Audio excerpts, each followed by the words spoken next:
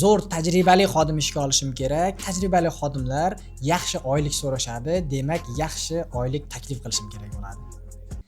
Zo'r tajribali xodim ishga olishim kerak, professional bo'lish kerak.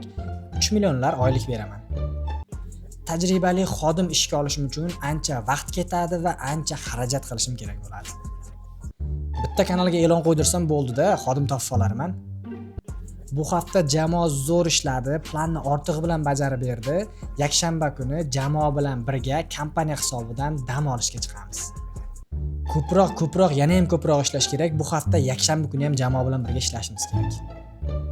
Ishxonaga kelgan xodimlar bir hafta ishlab ishdan ketib qolyapti. Demak, ishxonamda yoki muhitda nimadir muammo bor, ko'rib chiqishim kerak.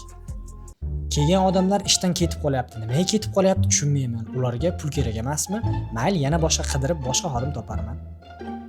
Jamoamga xodim olayotganimda imkon qadar mas'uliyatli va qadriyatli odamlarni yig'ishga harakat qilishim kerak. Ishni qilsa bo'ldi-da, qanaqa odam bo'lishini umuman farqi yo'q, ishga olaveraman.